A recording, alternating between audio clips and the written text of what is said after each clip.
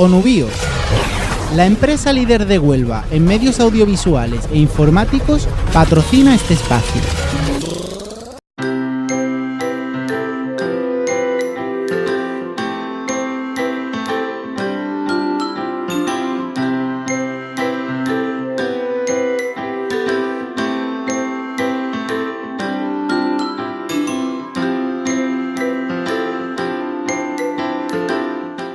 Vamos a dar comienzo a la última parte del Congreso, que son las exposiciones de las comunicaciones. En primer lugar, tengo el placer de presentar la comunicación de Rocío Moreno Delgado, titulada La crisis vista a través de los dibujos de los escolares. Hola, buenas tardes. Buenas tardes, os agradezco la presencia la tarde de hoy. Y vamos a presentar un proyecto que se encuentra en su fase inicial, es un estudio previo a un proyecto de investigación definitivo, donde vamos a trabajar el concepto de la crisis vista por los escolares de primaria a través de su dibujo infantil. Lo que vamos nosotros a proponer el dibujo infantil como una herramienta de investigación. Para empezar vamos a hacer una reflexión. ¿Qué es la crisis? ¿Dónde está? Bueno, mientras vamos a reflexionar qué puede ser la crisis. La crisis es un concepto que puede ser positivo o puede ser negativo. ¿Vosotros pensáis si la crisis en algún momento, en algún aspecto de ese concepto puede ser tomado como algo positivo para el ser humano? ¿Es la causa real de la pobreza infantil y del riesgo de exclusión social que están viviendo 4 millones de niños? Pues no sé qué pensáis. Yo realmente creo que la crisis es un concepto positivo.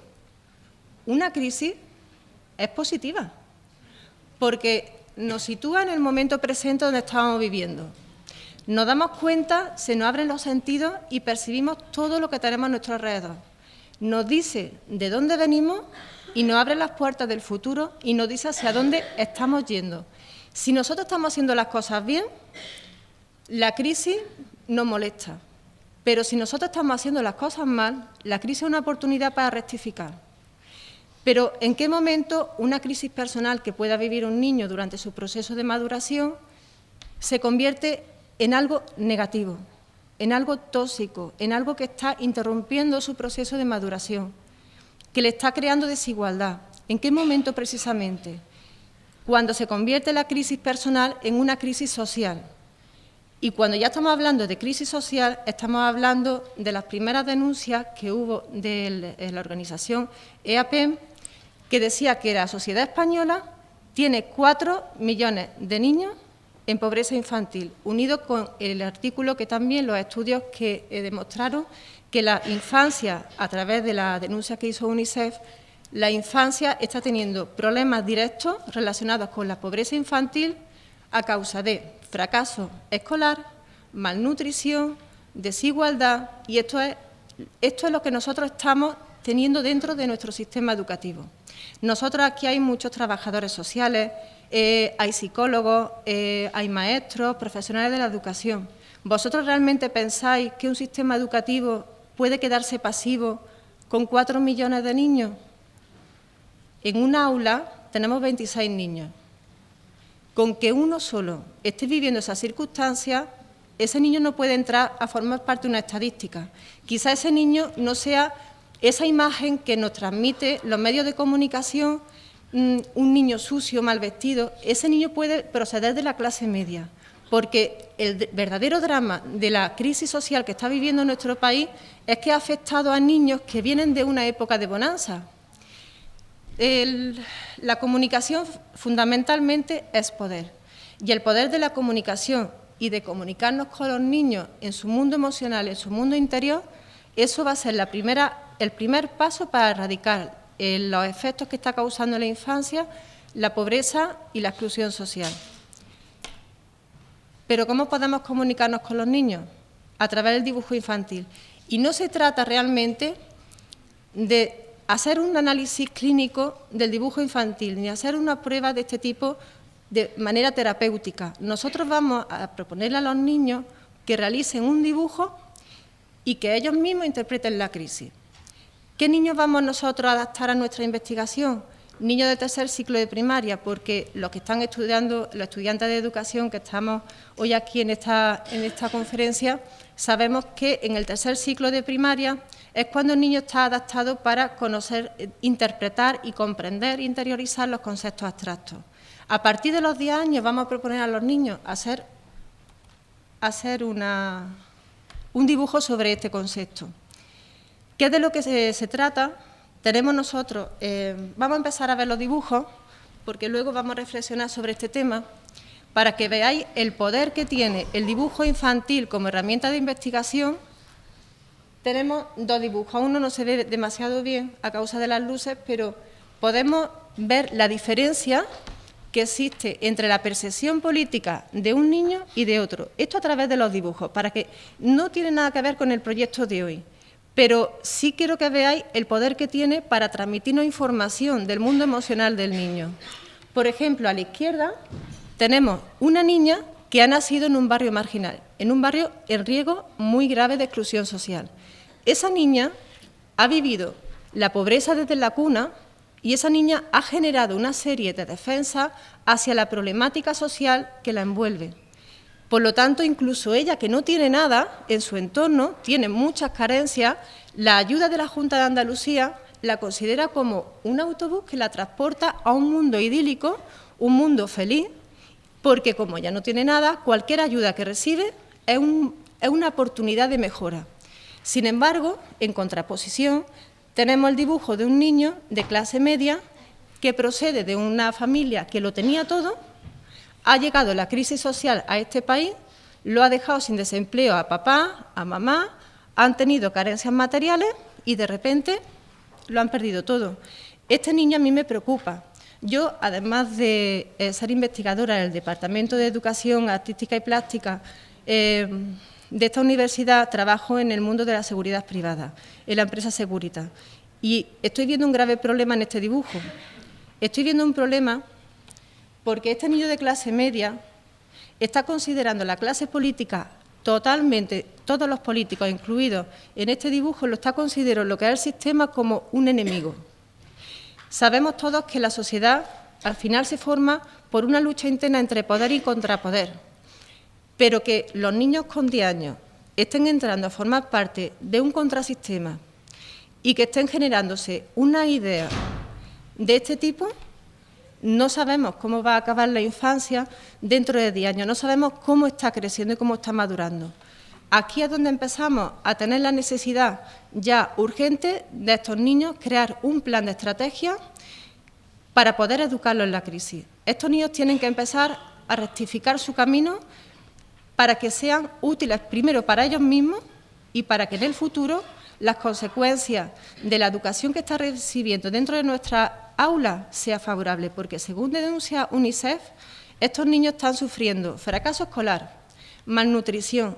Y os pregunto, para los que son estudiantes de magisterio que están hoy aquí, ¿cuántas veces han hablado de los planes de intervención en la aula, por ejemplo, para hacer el día de la dieta saludable? ¿Habéis oído los planes de intervención, por ejemplo, o los programas de dieta saludable en los colegios? ¿Os imagináis cómo puede un niño de primaria que tenga problemas de alimentación, que sea celíaco, que tenga problemas de tolerancia a la lactosa, diabetes, colesterol, que tenga problemas de alimentación en su casa y viva pobreza infantil? ¿Cómo ese niño puede reaccionar ante todos esos planes de intervención del colegio? Tenemos que atender a la infancia ya, inmediatamente.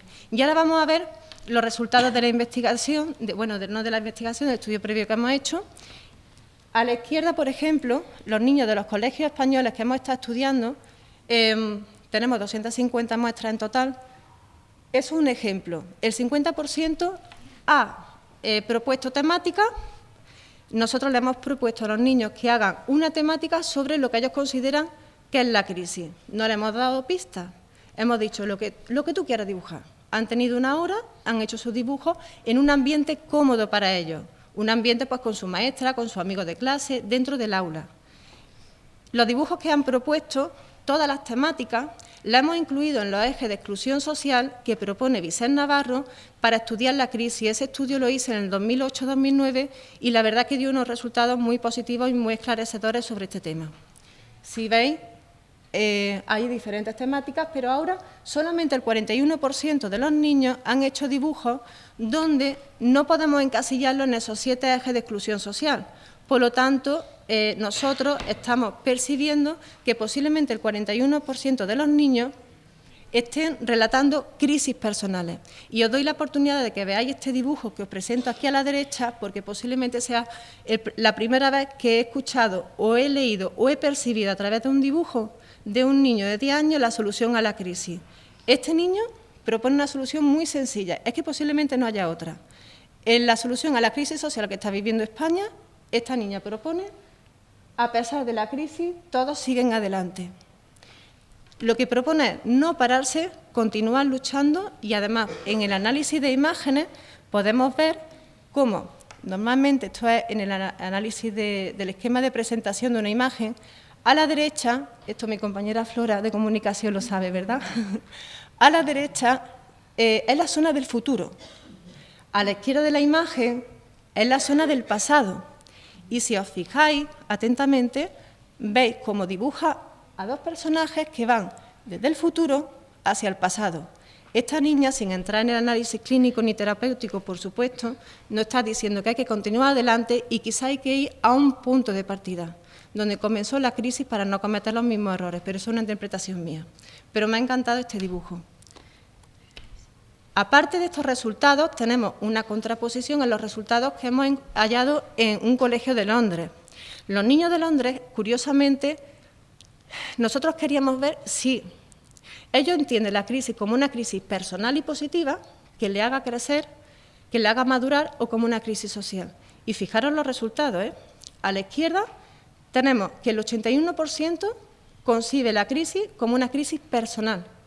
Una crisis personal y las temáticas son, principalmente, los niños españoles han propuesto muchísimas temáticas. ¿Vale? La creatividad no se le puede poner límites. Sin embargo, los niños de Londres simplemente ha sido incendio, muerte traumática y muerte por accidente de coche. Le preocupan muchísimo esas 3 temáticas. Por otra parte, tan solo un 18% de los niños de Londres han concebido la crisis como una crisis social a través de la pandemia, porque ya nos dice el RAE que la crisis es la interrupción de un proceso por causa física, como las enfermedades, por causa histórica, sociológica, económica, que son las que se tratan aquí en este momento, y por causa ideológica.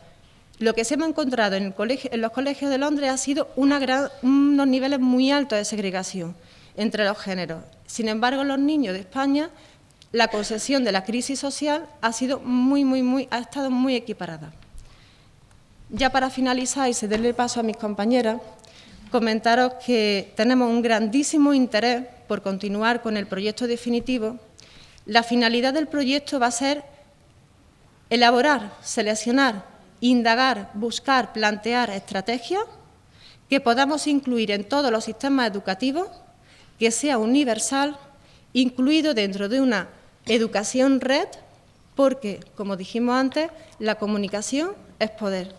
Y el poder de comunicarnos con los niños va a ser el primer paso para poder trabajar con esos 4 millones de niños que están sufriendo las consecuencias directas de la pobreza y de la exclusión social. Y me quedo con una frase que dijeron esta mañana a un niño, y es que dijo un chico, del que vino del colegio de infantil, le preguntaron, ¿por qué estáis aquí? Y el chico contestó, para enseñaros a conocernos. Y yo creo que el dibujo infantil es un medio muy fácil, económico, rentable, exportable, utilizable, que se puede encajar en cualquier programa y que nos va a ayudar a conocer realmente la infancia. Yo voy a pedir un fuerte aplauso para los 250 niños que nos han dado sus dibujos como un tesoro y que no podría ser posible este trabajo sin ellos. ¿Vale? Gracias.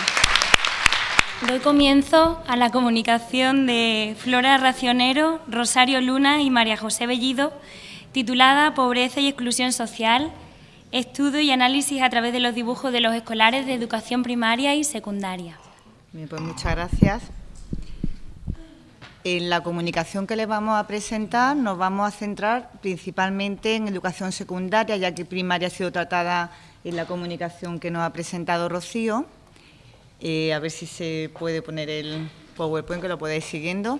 Entonces, comentaros que también hemos buscado dibujos, hemos tenido dibujos de alumnos de educación secundaria, de primero, segundo y tercero, también tratando el tema de la pobreza. ¿Vale? Bien. Como presentación me gustaría comenzar diciendo que la crisis económica en la que nos encontramos desde hace ya unos cuantos años inmersos ha traído como consecuencia que en los medios de comunicación aparezcan dos noticias, dos titulares que anteriormente no solían aparecer. Me estoy refiriendo a la pobreza y la exclusión social. Y no es que antes no existieran, sino que aparecían. Lo que ocurre que la sociedad tenía un poco la idea de que se estaba avanzando para que cada vez fuese más igualitaria y más justa. Ambos, pobreza y exclusión social, suelen aparecer siempre de la mano porque son como las dos caras de una misma moneda. Hay problemas, no sé si esperarme para que podáis seguir la comunicación. Bueno, continúo yo entonces y ahora ya lo veis. Sin embargo, podemos comprobar que no solamente sigue existiendo esa exclusión y esa pobreza, sino que lamentablemente se van afianzando cada vez más. La sociedad no ha avanzado para ser más justa, sino que cada vez hay más desigualdad entre unos y otros. Y ya que estamos en un congreso que aborda lo que es la pobreza infantil, creemos que es importante conocerla desde dentro de las familias en las que se encuentran incluidos esos niños y niñas. Entonces, como he comentado al principio, para entender esta situación, las tres ponentes llevamos a cabo una investigación en educación secundaria para saber las ideas que tienen los estudiantes sobre la pobreza y la exclusión social. Como he comentado, se llevó a cabo en los cursos de primero, segundo y tercero de educación secundaria obligatoria y se les planteó una prueba en la que tenían que hacer un dibujo sobre cómo entendían ellos la pobreza y la exclusión social. Y se les indicó que una vez, se les dio libertad a la hora de realizarlo y sí se les indicó que una vez terminasen su dibujo, por la parte de atrás nos explicaran qué es lo que habían querido dibujar, porque de esa forma se llega a una mayor comprensión del significado de lo que ellos mismos han plasmado. Se obtuvieron en total 83 dibujos y los hemos agrupado en distintas temáticas, que son las que a continuación vais a ver. Si los veis, la gran mayoría de los estudiantes dijeron que la principal preocupación era los desahucios. Un 41% de los dibujos que hicieron se referían a esa temática, seguramente por la gran difusión que han tenido en los medios de comunicación. La segunda categoría fue la ayuda a donación, con algo más del 14% de los resultados que obtuvimos. Símbolo y crítica a los bancos fueron un 10% de los dibujos de los alumnos. Consejos morales, un 7,2%. Contraponer la riqueza y la pobreza fue la siguiente categoría. Luego aquí es curioso porque en el séptimo lugar está la feminización de la pobreza. Solamente hubo 3 chicas que consideraron que este tema era de interés. Además, 3 chicas. Ninguno de los chicos lo consideró importante. La petición también tiene un 3,6% de los resultados obtenidos. Crítica a los políticos, búsqueda de la basura y la televisión. Bien, pues vamos a ver los dibujos que, en este caso, los alumnos de la ESO estuvieron realizando. Aquí vemos este dibujo que hemos adoptado la denominación, puesto que el nombre Stop Desahucio es un movimiento de índole social que se ha arraigado. Entonces, estamos viendo que una serie de personajes están manifestándose en contra del desahucio y vemos la mano que va dando a los personajes un empujón para que se vayan cayendo. Sin embargo, como veis, es la pescadilla que se muerde la cola, que siguen subiendo y cayendo, siguen subiendo, que dan la sensación simbólica que como no tengan pautas o solucionen la situación, va a seguir este tipo de criterio. Este otro dibujo de la misma característica, Stop Desahucio, ya vemos una situación concreta.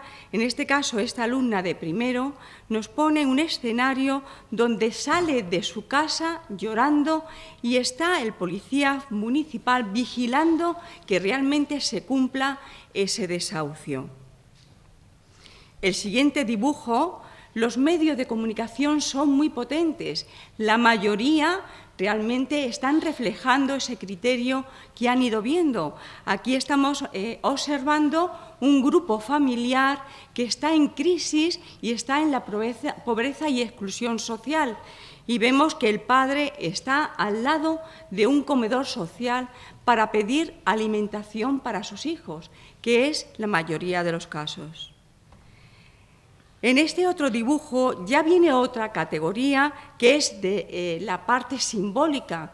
En este caso, una alumna de primero de ESO ha manifestado a través de lo que es el hogar que está atrapada, llorando, con una cadena que simboliza que, además de expulsarla de su casa, siguen pagando esa parte que todavía adeudan a los bancos. Otra manifestación que también aquí observamos es una escena, y en este dibujo se ve un grupo de personajes acompañando a un niño, se están manifestando. Hay un cartel que pone stop. El niño dentro de la pobreza está en un núcleo familiar, aquí está representado. En este caso aparece la imagen de un banco bastante conocido que están denunciando la situación que viene generando. El próximo dibujo que estamos viendo también es de un alumno de primero de ESO. Aquí hemos observado la contraposición dentro de las víctimas del desahucio. Vemos que ha interpretado en ese escenario una persona que está pidiendo en una situación de pobreza. Sin embargo, en el otro lado, esa contraposición a la derecha, observamos a un banquero que se está enriqueciendo a través de la corrupción. Otro aspecto que vemos en este dibujo a la derecha es una pareja con un niño que pregunta a su papá, dice: «Papá, ¿a dónde vamos?». A lo que le responde el padre: «A una casa nueva». El niño vuelve a preguntar: «¿Por qué?». Su madre le dice: «Porque la nuestra se va a romper». La composición la contraposición en este poder bancario que vamos viendo al fondo es la pobreza y la situación de exclusión social, que el niño todavía es pequeño y no comprende la situación que le está generando esta situación de pobreza. Aquí vemos también una contraposición dentro de esta nueva categoría, que es riqueza versus pobreza. Aquí, en este caso, esta alumna de tercero de ESO contrapone en el lado izquierdo una familia que está en una situación de pobreza y no puede ni siquiera celebrar el cumpleaños de uno de sus hijos.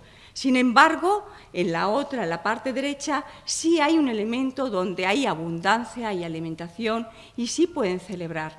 Ahí se va viendo la abundancia y lo que es la escasez y la pobreza. También hay un elemento que es la feminización dentro de la pobreza, donde hay una mujer que va a un banco para pedir un préstamo y como no tiene absolutamente nada en la cuenta, pues le es denegada. Entonces, lo único que dice es que ella quiere el préstamo para poder dar de comer a sus hijos. Sin embargo, se observa en la mesa que hay un cajón lleno de billetes de 500 euros que precisamente podían dar esa situación y dar ese dinero para limar la pobreza. La falta de recursos económicos en el seno de la familia es motivo de agobios cotidianos por las numerosas facturas que hay que pagar. Es lo que expresa la alumna o autora de este dibujo, que vemos que está insertado en la modalidad de la feminización también dentro de la pobreza. Y aquí vemos que lleva a la mujer y su hijo le pregunta: mamá, ¿no tienes hambre? ¿O no tienes hambre, mamá? Y ella le contesta llena de facturas, diciendo que ya ha comido y que no necesita. Llorando le expresa esa característica que va impresa en el dibujo. También vemos en otra categoría de crítica a los políticos.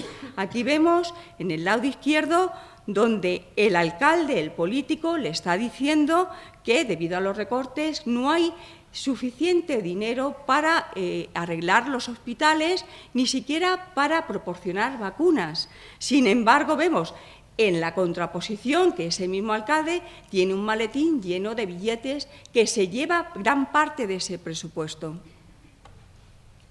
También observamos lo que es la búsqueda en la basura. Es otro elemento dentro de esas categorías de esta investigación.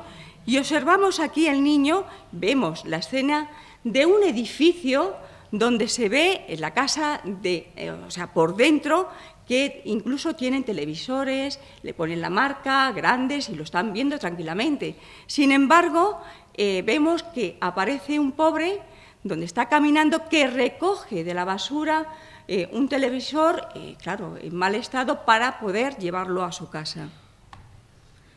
Por último, en la terminación, dentro de los dibujos que hemos puesto para que veáis cómo realizan mayoritariamente los niños la explicación, volvemos al tema de los medios de comunicación. Aquí la niña, en este caso esta alumna, empieza a indicar que en un salón donde un personaje que está observando y viendo la televisión, en el fondo, en la pared, se ve el cartel de desahuciada. Y luego la televisión comenta que en 2015 ha habido 201 desahucios más que el año pasado. Con esto ya termino y paso a mi compañera para que lea las conclusiones de este trabajo de investigación. Muy bien, Flora, gracias. A ver, voy a acercar el micrófono. Bien, sigo por aquí. Vale. Bueno, observando el cuadro correspondiente a las respuestas dadas, en los dibujos de chicos y chicas de secundaria, comprobamos que entienden la pobreza y la exclusión como un problema eminentemente social, no como el resultado de comportamientos o situaciones individuales aisladas.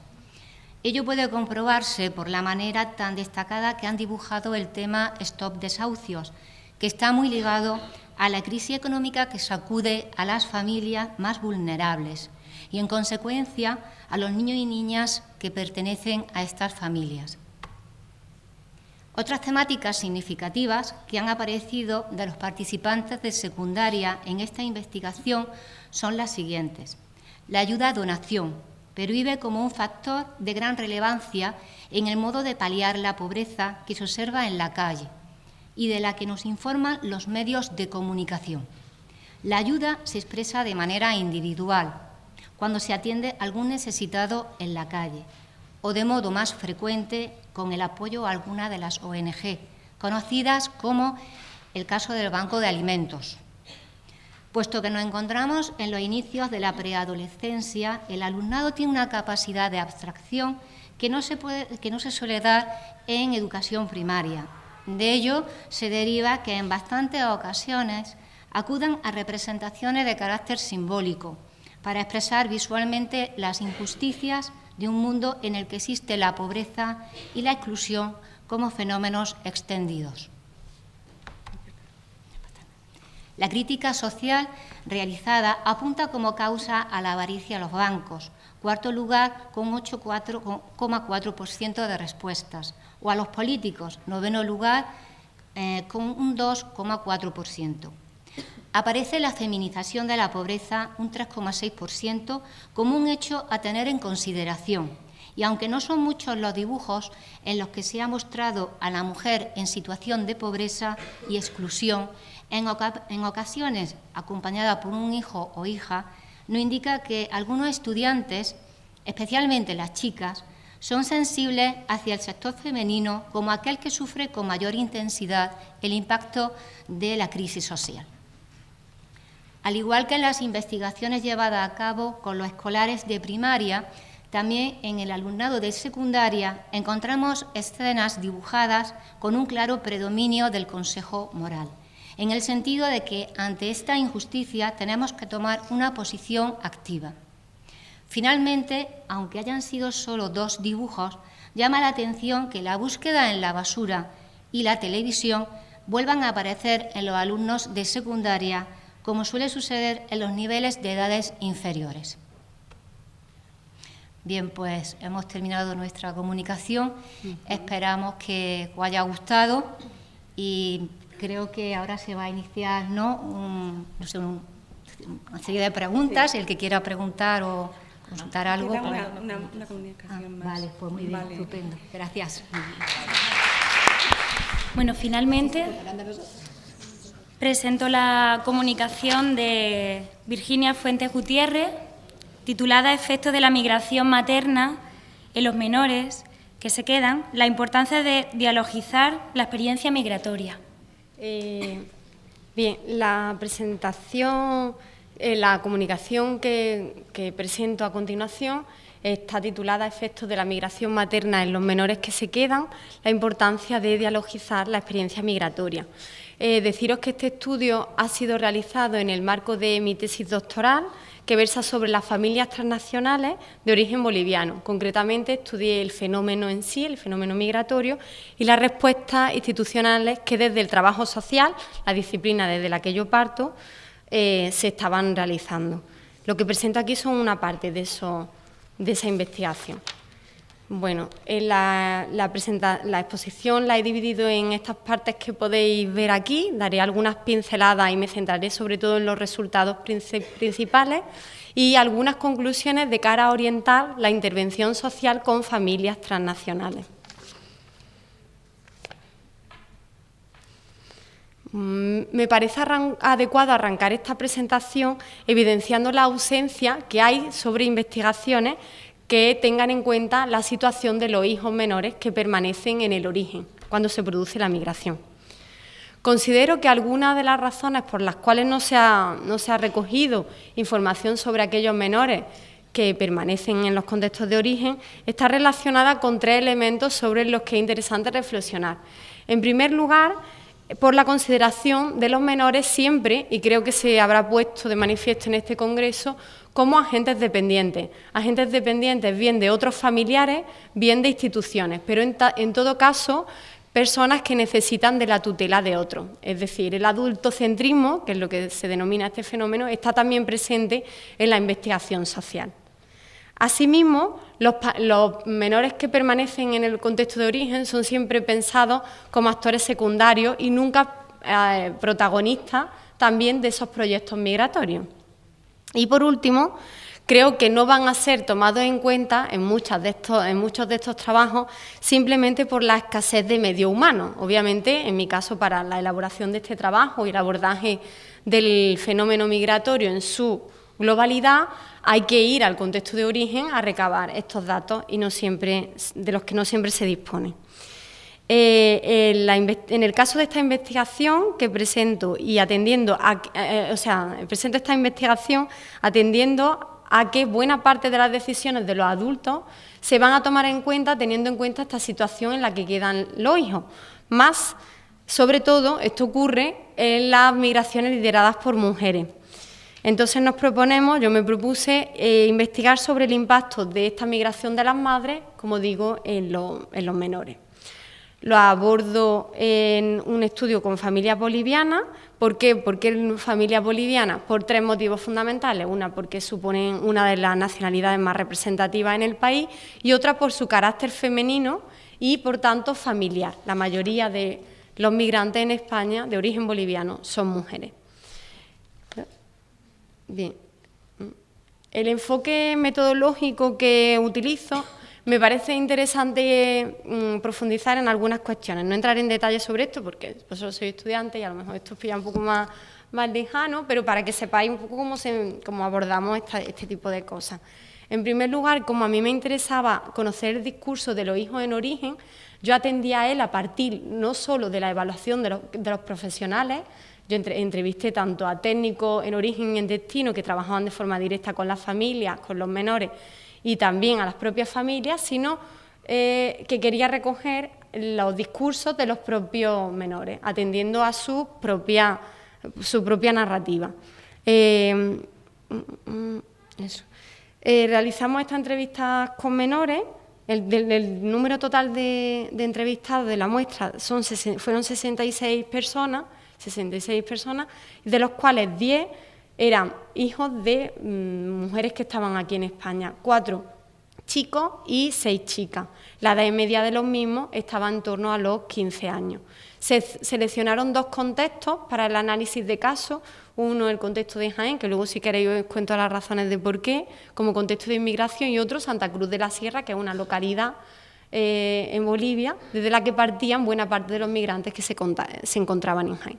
La investigación es de carácter cualitativo, realizada bajo un enfoque de género, con la perspectiva transnacional y atendiendo a un estudio. Yo quise recoger la situación de los menores en cuanto a lo que ocurría a lo largo del tiempo. Y esto fue, como ahora veremos en los resultados, clave para ver la evolución. En cuanto a los resultados, los menores van a explicar en todos los casos la experiencia de la partida de la madre es expresada por los hijos como una experiencia de dolor intenso. Este sentimiento de pérdida es importante que entendamos que se enfatiza en tanto que es la madre quien va a participar de la cotidianidad de los hijos. Las mujeres bolivianas ocupan un papel central no solo en la estabilidad emocional, sino también material de los hijos. Se establece una organización social y familiar en base a la mujer como una figura de madre toda, en ausencia de las figuras paternas. En otro término, los hijos refieren a su escasa participación en la decisión migratoria. En algunos casos ellos explican que fueron informados cuando la inmigración se iba a producir de manera inminente. Ahí lo podéis ver en uno de los discursos. En esta primera etapa, que suele durar entre 6 meses y 1 año, se producen, como digo, los primeros reajustes. Los primeros reajustes en cuanto a la organización familiar. Y los menores lo describen como situaciones estresantes. Explican de manera concreta que no se tomaron en cuenta sus preferencias de cara a la persona que iba a ejercer de cuidador principal y que muchas veces el quedar a cargo de ese cuidador principal implicaba cambios de domicilio, cambios de barrio, cambios de colegio en los cuales no estaban de acuerdo. Es también significativo en esta primera etapa que los menores van a insistir en la escasa comunicación vía tecnológica que mantienen con sus madres, lo que va a provocarle un sentimiento de miedo e indefensión.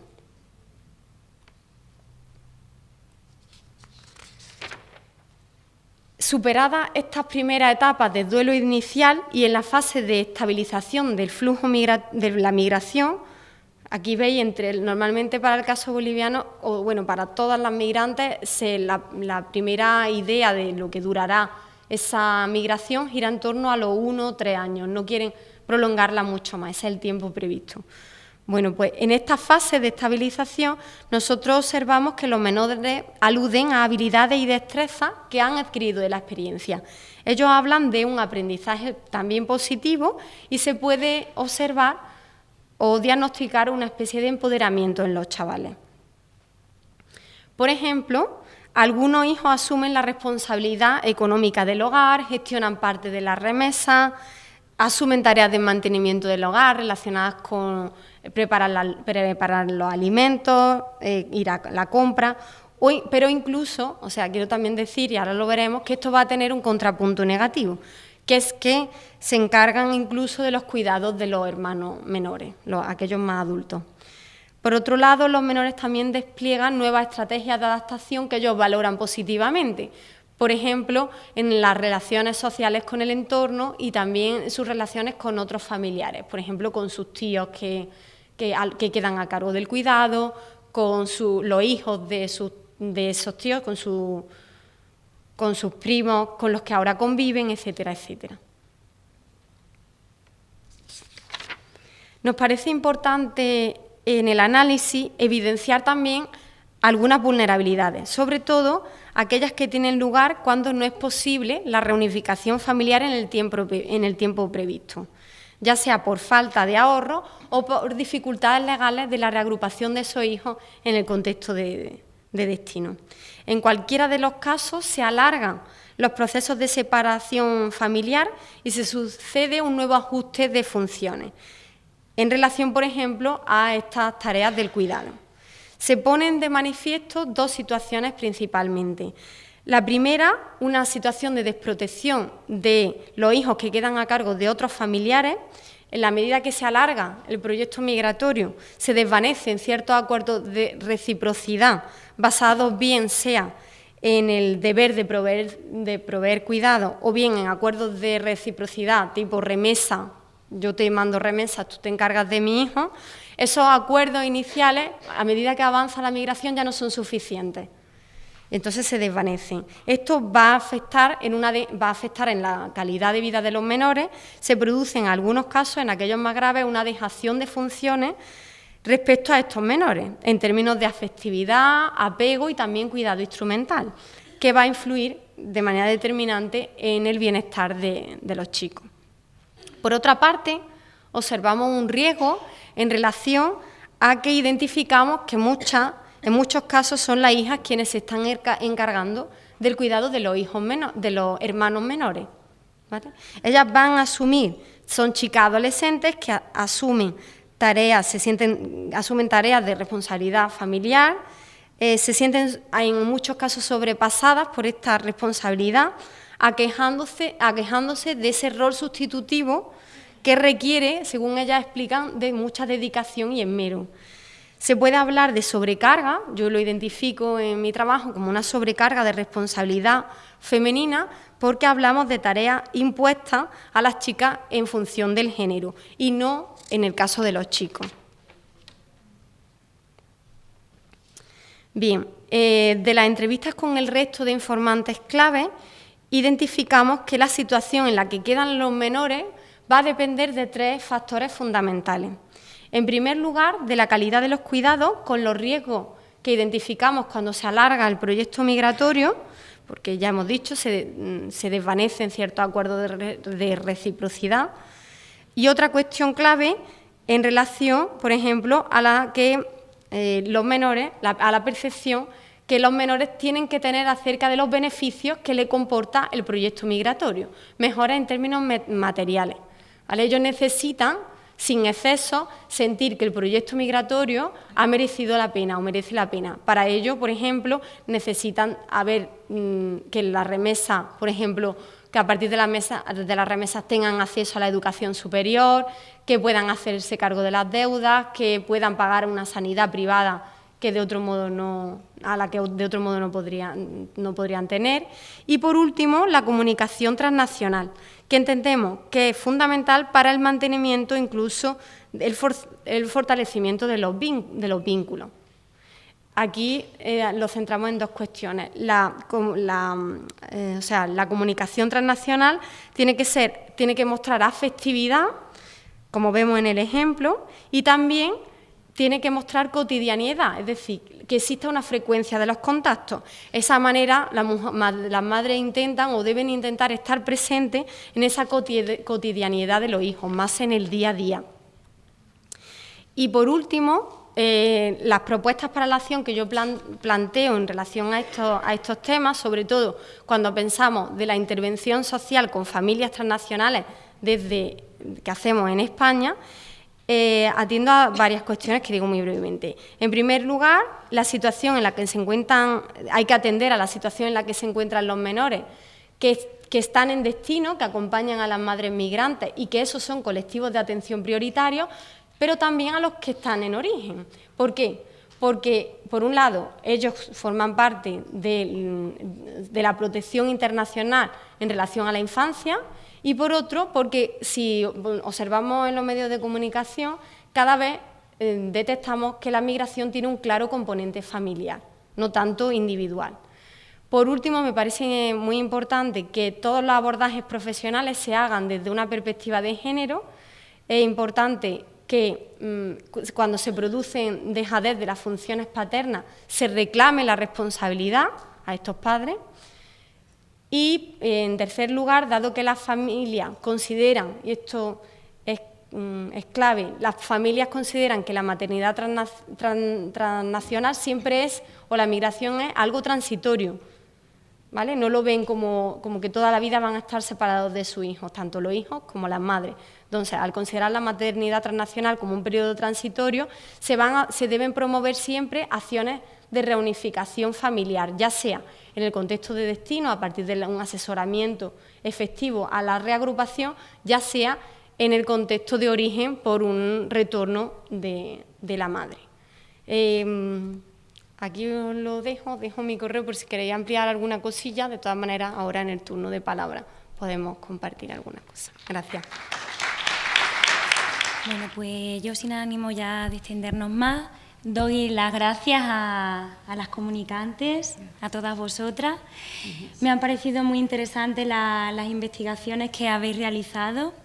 Considero que para nosotros, para esa elaboración del plan estratégico, son ideas fundamentales a tener en cuenta. Así que, bueno, pues os agradezco todas esas aportaciones. También, ya concluyendo, agradezco a las voluntarias y a los voluntarios que habéis hecho posible que se realizase el congreso aquí, en Córdoba, también a Begoña y a Verónica y a todos los asistentes que habéis participado de este congreso. Así que muchísimas gracias a todos y quedó concluido el congreso aquí en Córdoba. Muchas gracias.